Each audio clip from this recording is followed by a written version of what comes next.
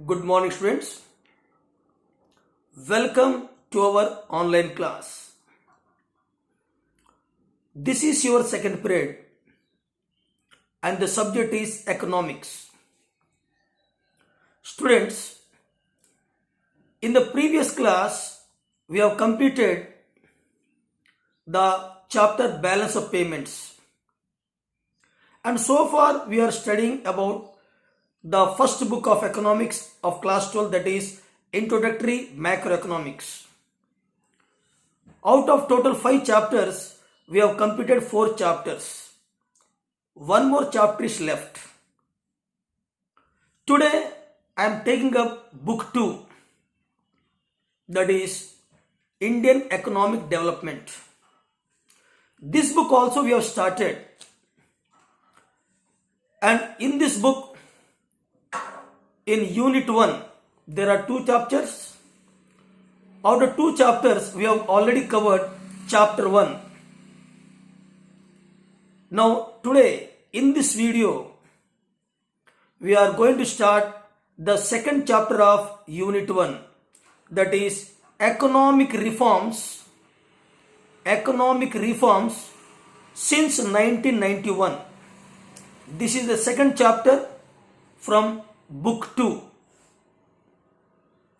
Okay, so students, already we have studied up to 1990. From 1947 to 1990, what was the condition of Indian economy, that we have already discussed. I mean, on the eve of British rule, during British rule, how the Indian economy was, we have already studied. We have studied the development in agricultural sector, industrial sector, foreign trade, everything we have studied. Now in this second chapter, that is economic reform since 1991, we are going to study some more aspects of our Indian economy. So before going to the actual chapter, first of all, the student should learn or know, the learner should know what we are going to read in this chapter. So students, as you know, in early 1991,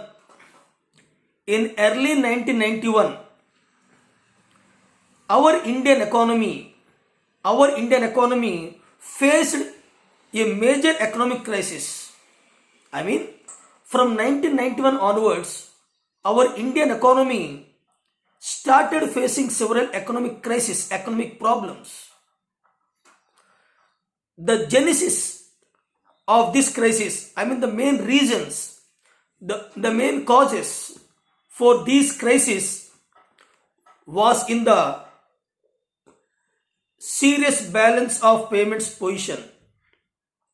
I mean, the genesis, the effect, the cause of these crises or of this crisis was in the serious balance of payments position, which was accompanied by depleted foreign exchange reserves. I mean, our foreign exchange reserves were decreased. There is a lot of effect on our balance of payments. I mean, these economic crises which were started in India since 1991 had a lot of impact on our balance of payments. Hence our foreign exchange reserves were depleted. Other factors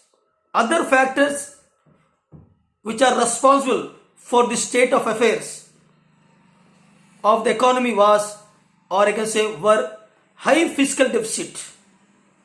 There was a high fiscal deficit arising in India and strong inflationary pressures. High fiscal deficit and strong inflationary pressures were also developed in India or Indian economy. The government of India was forced, to seek assistance from World Bank and IMF, International Monetary Fund. That means, in order to cope up from this economic crisis, which are created due to high fiscal deficit, inflationary pressures, There was effect in balance of payments, depleted in foreign exchange reserves. So, in order to cope up from this economic crisis, economic situation, our Indian government decided to take assistance, help from the World Bank and the IMF to overcome all these crises, to come out from this crisis.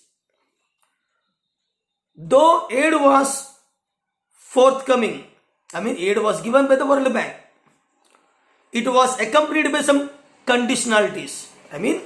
The World Bank and IMF, they agreed to give loans to Indian government, but at the same time they kept some conditions, conditionalities. So if we follow those conditionalities or those conditions, then only the World Bank and IMF agreed to give the funds, loans to India. These conditionalities which necessitated the introduction of three major reforms in the Indian economy. So as per the conditions laid by the IMF and World Bank, our Indian government laid three major reforms, or our Indian government decided to introduce three major economic reforms in our economy. And those reforms are: number one, that is liberalization. First reform, Indian economy, liberalization. Second one, privatization. And third one, globalization. So these are the three major economic reforms which were introduced by the government of India in our Indian economy as per the directions, as per the conditions which are laid down by the World Bank and IMF. These three reforms, liberalization, privatization and globalization, together is called as LPG in brief.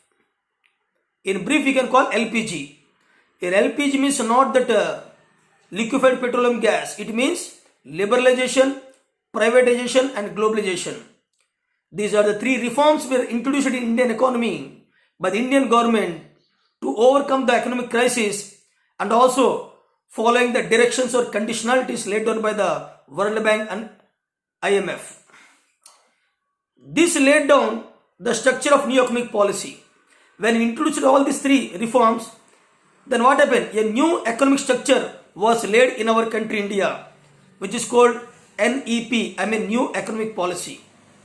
I repeat once again, this laid down the structure of new economic policy. When we started liberalization, privatization and globalization in our Indian economy, then it laid a new structure in India, in Indian economy, that is New Economic Policy, NEP. The year 1991, very very important date, the year 1991 can thus be considered as the watershed year. Dash year in our Indian economy is called the watershed year, that is 1991. 1991 year in our Indian economy is referred as what? The year of watershed or watershed year. Okay, when most of the restrictions, and regulations were either withdrawn completely or diluted considerably. That means through this 1991 reforms, we have removed so many restrictions in our foreign trade. We have removed the trade barriers. We have liberalized the imports. Okay, so through liberalization, what we did? We have removed all our barriers. Okay, and also at the same time, we diluted the public sector and private sector units. We have diluted. Okay, so through this new economic policy in 1981, either we withdrawn what? All the rules and regulations completely, or I can say diluted them considerably. More and more reforms or more and more reform measures were introduced in the Indian economy in the subsequent years. After 1991, more and more reforms, economic reforms were introduced in India by the, after 1991. In this unit or in this chapter, okay, we take a look at the economic reform measures. We will look at the economic reform measures which are introduced or which were introduced in the post 1991 period. So this chapter is completely dealt with what? What are all the reforms? What are all the reforms that were introduced in India or Indian economy since 1991? We also present a critical appraisal. Appraisal means what? We will study whether to what extent we are successful in these reforms. Whether these reforms brought any change, whether these reforms brought any economic development, whether these reforms have, reduced our economic crisis. So critical appraisal also we will read, which are connected to all these reforms. Okay, students. Now, first of all,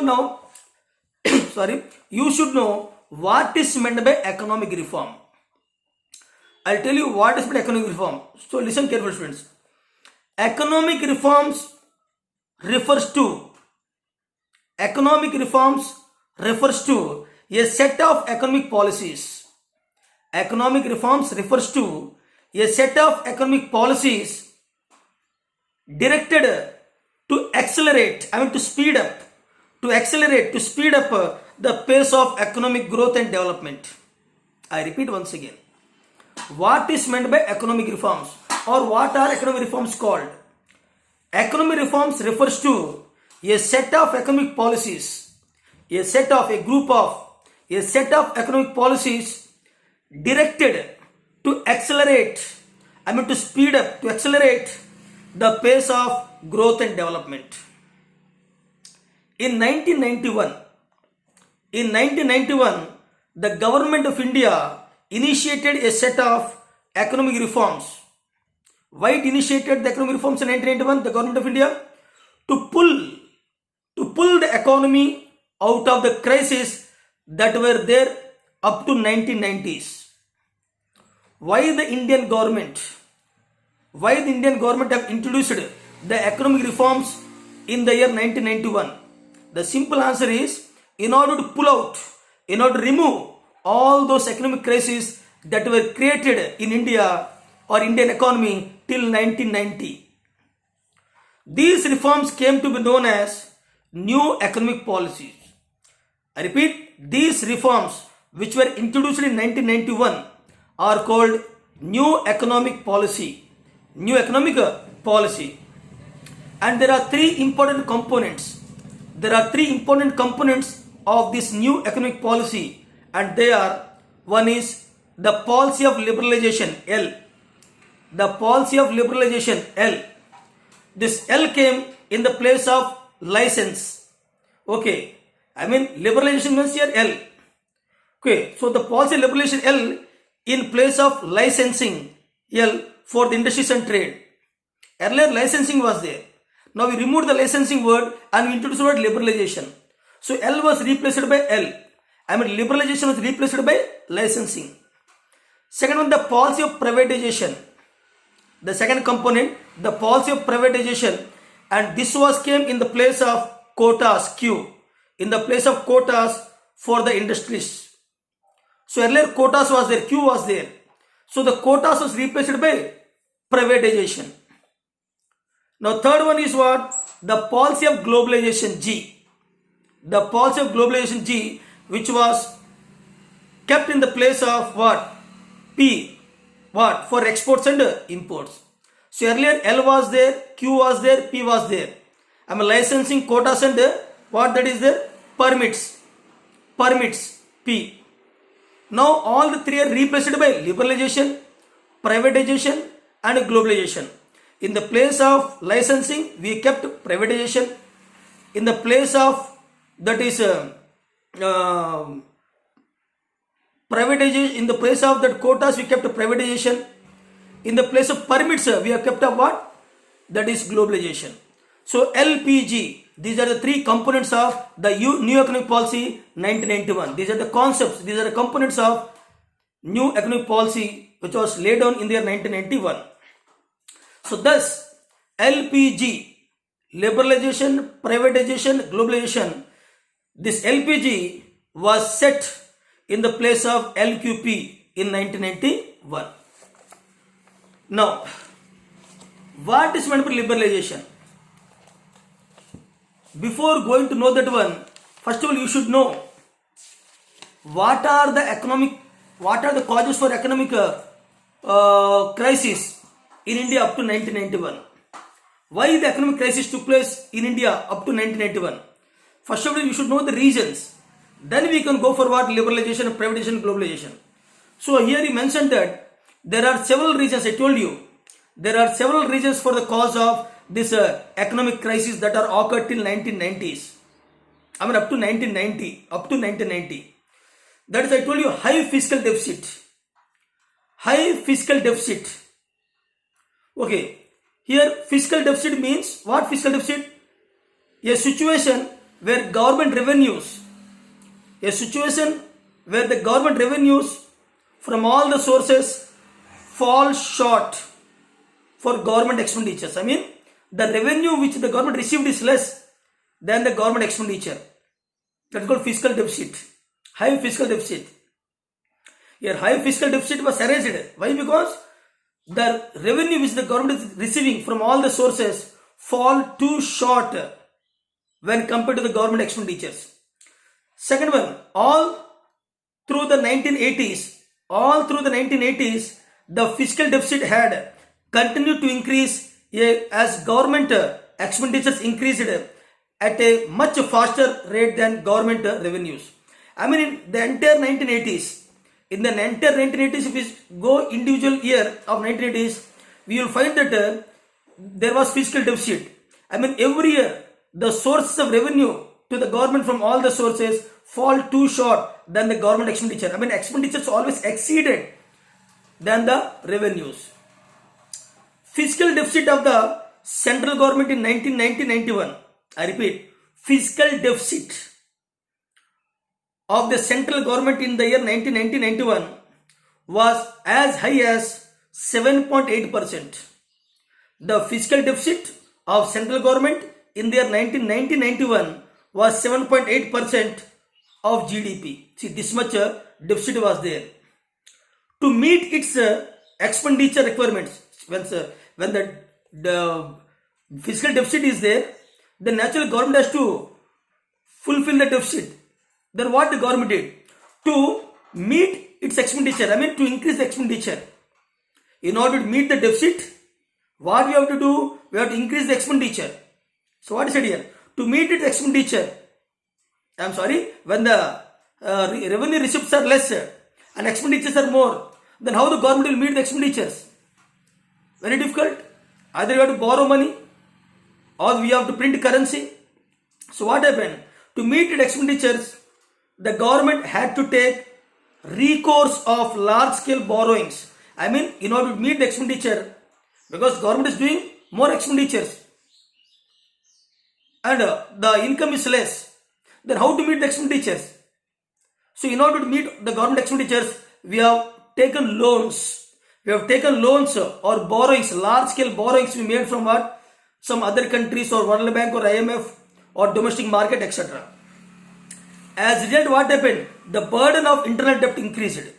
When we borrowed money from World Bank, IMF or some other countries or from domestic market, it led to the increase of burden in our national economy, or in our national debt was increased.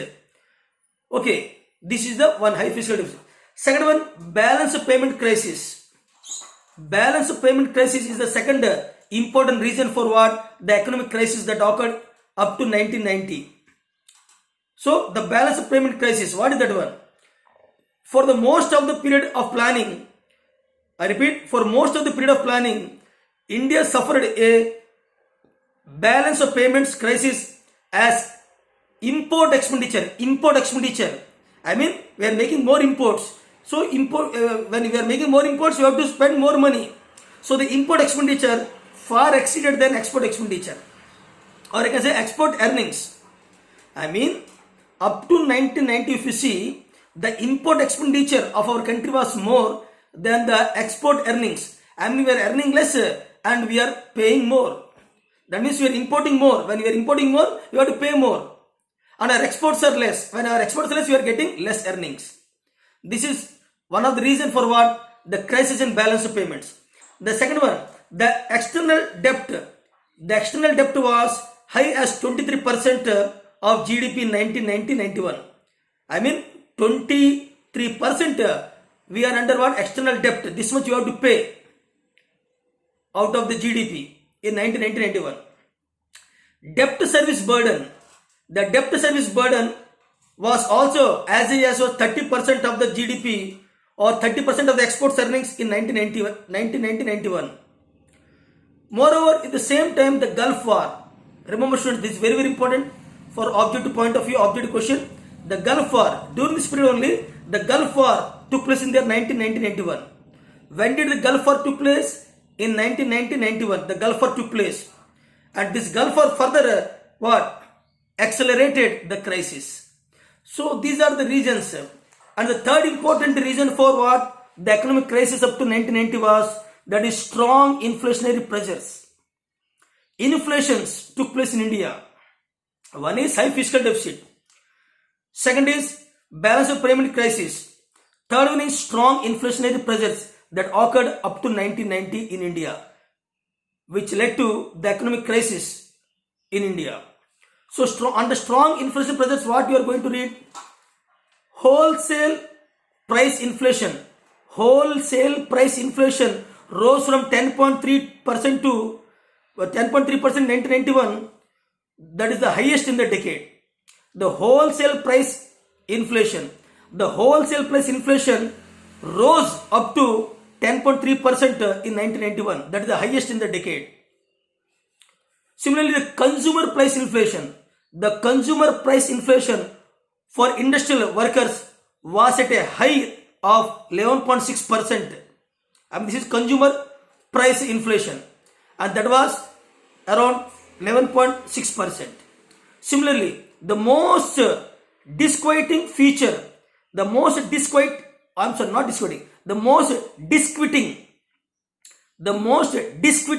feature was that food prices rose substantially. So food prices also increased. One way, wholesale price inflation started, which is around 10.3% in 1991, that is the highest in the decade. Similarly, the consumer price inflation for industrial workers was also around 11.6%. Moreover, that is the disquieting features was that food prices also increased considerably, substantially in India. So all these reasons became the cause for what? The economic crisis in our country India up to 1990. So to overcome this economic crisis that we faced up to 1990, the government of India started that NEP, New Economic Policy in the year 1991. And under that there are three components, as I already told you, that is liberalization, privatization and globalization. With these, we try to overcome those economic crises. Actually, these three, liberalization, privatization and globalization, these are nothing but they are the directives. These are the conditionalities which are kept by World Bank and IMF on India to get what? Loans. Loans. Now, first we will go for what? That is liberalization. What is meant by liberalization? Now listen student. Liberalization, what does it mean? Liberalization of the economy means, liberalization of the economy means freedom of producing units. I repeat, liberalization economy means freedom of the producing units from direct or physical controls. There will be freedom, liberty. Liberty means what? Freedom. The word liberalization came from liberty. Here liberty means what? Freedom. So what liberalization means here? Here liberalization means in the economy means the freedom of the producing units from direct or physical controls imposed by the governments. The government taken all the restrictions.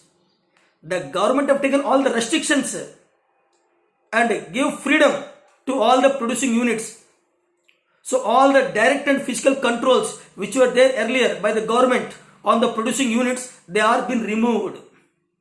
So liberalization, the word liberalization in the Indian economy means the freedom of the producing units, okay, from direct or physical control or controls imposed by the government. The following are some of the notable observations. The following are some of the notable observations in this regard. What are they? Number one, prior means what? Before. Prior means what? Before. Before 1991, the government has imposed, before 1991 I'm telling, up to 1990. So before 1991, the government had imposed several types of controls on private enterprises. Lot of controls were there on private enterprises in the domestic economy. These include industrial license system. Earlier the license was not given easily. To get a license to establish an industry or a firm, we have to it took lot of time and lot of procedure, okay, and lot of money. Now the policy of giving license to the private people, private entrepreneurs or private enterprises was made easy. So what is said here, prior to 1991, up to 1990, government had imposed several types of controls in giving what? License to the private enterprises. Now all those restrictions now were removed in giving what? License.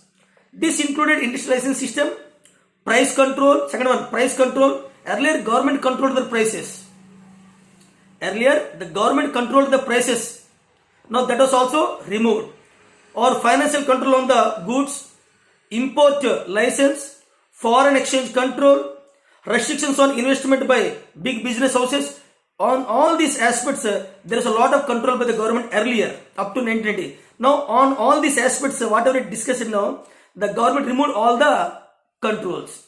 Second one, it was experienced by the government. Government experienced that. It was experienced by the government that several shortcomings had emerged. Several problems had emerged in the economy on the account of these control. The government realized, since we kept a number of controls on private enterprises, license, trade and commerce, okay, imports, etc. So by keeping all these restrictions, they faced so many problems.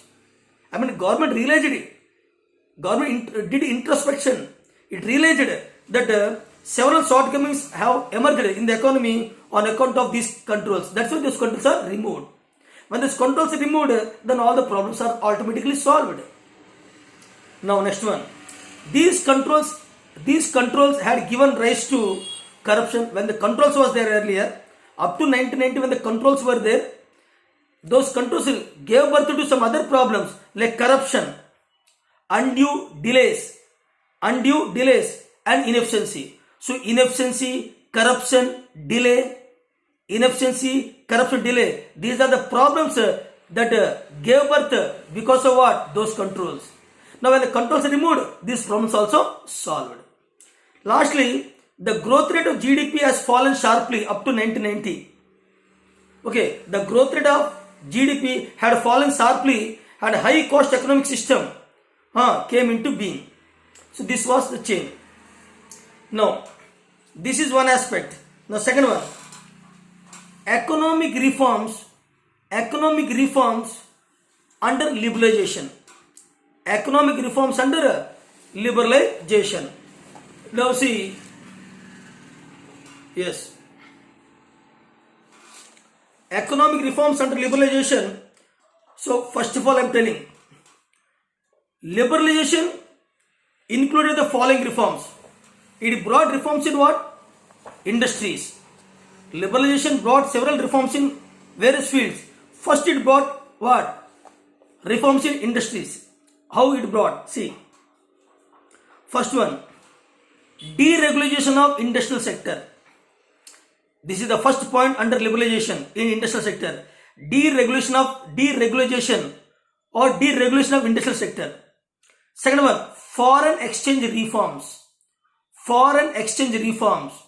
Third one, trade and foreign investment policy reforms. Next one, tax reforms, financial sector reforms. So all these reforms comes under what? Liberalization.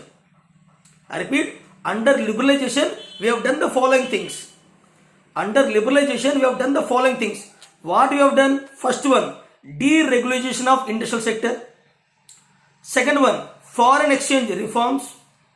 Third one, trade and foreign investment policy reforms. Fourth one, tax reforms. Fifth one, financial sector reforms. So all these changes were made under liberalization. So first is what? That is deregulation of industrial sector. So that we are going. What is meant by deregulation of industrial sector? Listen carefully. Here, liberalization virtually implied deregulation of industrial sector of the economy. The following observations highlighted how it happened. Number one, abolition of industrial licensing. Abolition of industrial licensing. This is the first step under liberalization in industrial sector. Abolition of industrial licensing. Listen carefully. In July 1991, a new industrial policy, underline this one, students. New industrial policy was launched in 1991. New economic policy also in 1991. New economic policy started in 1991. At the same time, new industrial policy also launched in 1991. New industrial policy also 1991. Both are 1991 the dates. So in July 1991, a new industrial policy was announced by the government. And according to this new industrial policy, it abolished the requirement of licensing except for the following 5 industries. I mean, a new licensing policy was launched in the place of old licensing policy. Earlier, for each and every smaller or bigger any industries, they have to take the license by the government, permission from the government. Earlier, this was the trend up to 1990. But in July 1991, it was abolished. The abolition of industrial licensing. The government said that except these five category industries, other industries, there is no need to take any license from the government. So it was made easy, liberalized. Licensing policy was liberalized. So what are the 5 industries or what are the 5 things for which you have to take license and the remaining no need to take any license? For example, the 5 industries, one is liquor industry. Whenever you want to set up a liquor industry, you have to take license from the government. Second one, cigarettes. For cigarette industry also you have to take license. Next one, defense equipments. Suppose you are producing defense equipments, okay, then you have to take license. Next one, industrial explosives. Suppose you are preparing industrial explosive, for that purpose also you have to take license. And last one, dangerous chemicals. Suppose you are set up a plant to prepare dangerous chemicals, for that purpose also you have to take license. Apart from these 5, no other industries are required to take license from the government. This is the thing. So how the licensing policy was liberalized by the government. Second one, contraction of public sector. Earlier every industry was controlled by the government. Earlier every industry which are there in India were under control of government. But through this new industrial policy, what happened? The government control on some industries are been withdrawn. The government withdrawn their control from some of the industries. Okay, so contraction of public sector. Some of the industries which are under government control, earlier all are there under government control. Now the government, withdrawn their control from some of the industries. It kept control only on some of the main industries. For example, see, under the new industrial policy in 1991, okay, number of industries reserved for public sector was reduced from 17 to 8. Earlier 17 industries were under control of government. Now government kept only 8 industries under its control. In 2010 and 11, the number of these industries were reduced merely to 2. Further again it reduced to only 2. That is atomic energy industry and railways. So railways and atomic energy, these 2 industries were purely kept under control of what? Government. Remaining in every industry, they innovated what? private enterprises. Private people were encouraged in all industries. So contraction of government control. Third one, dereservation of product areas. Dereservation of product areas. Many production areas which earlier were reserved for SSI, small scale industries, SSI, small scale industries. Earlier many production areas which were reserved for SSI were de-reserved. Now they are not reserved. They are given to everyone. Those who want to start, they can start. Earlier SSI, small scale industries, were under control of government. They are completely under reserved for government. Now that was de-reserved. The government withdrawn the reservation from that one. Next one, expansion of production capacity. Expansion of production capacity. Earlier the production capacity was linked with the license. In the license only they mentioned, your industry production capacity this much. They used to mention. Beyond that they could not produce. But now what happened? Such a condition, such a term has been removed. There is no limit for production by any industry. Government have withdrawn the control on production by any industry. So that's what expansion of production capacity. Government permitted, government allowed all industries to produce whatever capacity they can. There is no limit for that one. Next one, freedom of import capital goods. Earlier there was a restriction by Indian government up to 1990 that we cannot import any capital goods from foreign countries. But that condition also been withdrawn by the government. Importing capital goods from other countries, that condition was withdrawn by the government. Earlier it was restricted by the government to our Indian people. See, liberalization also implied freedom for the industrialists to import capital goods. Liberalization means what? All the industrialists should be given freedom to import any capital good from foreign countries with the view of upgrading their technology. In order to upgrade their technology, they can import any capital goods. But earlier it was not permitted. Now the permission was given to them according to the liberalization policy of 1991. Permission was no longer required. Now there is no need to take any permission by the government to import any capital goods to enhance the technology in our local industries. So this was happened. Now coming to liberalization in the financial sector. Liberalization in financial sector. Okay, now listen. The financial sector. In financial sector, what are the liberal things brought? Financial sector includes banking and non-banking financial institutions. Financial sector includes both banking and non-banking financial institutions. Second one, stock exchange market. Third one, foreign exchange market. In all the three areas also several reforms were brought according to liberalization. Now, in India, financial sector is regulated and controlled by the RBI. Generally, in India, the financial sector was regulated by RBI, Reserve Bank of India. Now, liberalization implied a substantial shift, a large shift in the role of RBI. Through liberalization, the role of RBI was being reduced. Earlier, the role of RBI was more in the financial sector, but according to liberalization system of 1991, the role of RBI has been reduced in the financial sector. I can say like this. Okay, now RBI is not a regulator, but it became a facilitator for what? Financial sector. Earlier, RBI was a regulator of financial sector. Now it became what? Facilitator of the financial sector. As a regulator, RBI before liberalization. I repeat, before liberalization. As a regulator, the RBI before liberalization would itself fix rate of interest. Earlier, the rate of interest was fixed by RBI before liberalization policy was started for the commercial banks. But as a facilitator means what? After liberalization, the RBI would only facilitate the free play of the market forces and leave it to the commercial banks to decide their interest rate structure. Today, the RBI gave that freedom to the commercial banks to decide the rate of interest. Now, competition rules the decision make process. I repeat. Now, competition rules the decision making process. Now, earlier the decision was taken by the RBI. Now, the decision of fixing the rate of interest is done by what? Commercial banks. Similarly, free play of market. Free play of market forces has led to the emergence of private bankers. Now many private banks also came to existence. ICICI, HDFC and many private banks came to existence.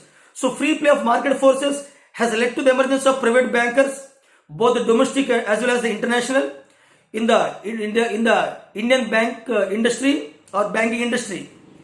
Liberalization also allowed FII. What is meant FFI? Foreign institutional investors. FII, foreign institutional investors. So liberalization also allowed FII to invest in Indian financial markets. I mean the foreign people also allowed to invest in the Indian markets according to liberalization. Example of FII, that means what? Merchant bankers, mutual funds and pension funds. These are started. Next one, consequent upon these changes, finance sector in India has shown a multi-dimensional growth. When these changes are brought in financial sector, I mean when liberalization brought these changes in this financial sector, then the financial sector suddenly had its growth and is playing a significant role in the growth and development of the economy. So what I want to say, this liberalization policy brought a lot of change in industrial sector as well as in financial sector. So in this period we are reading up to here only. In the next video we will continue further. So till then, take care students. Thank you. Have a nice day. Take care.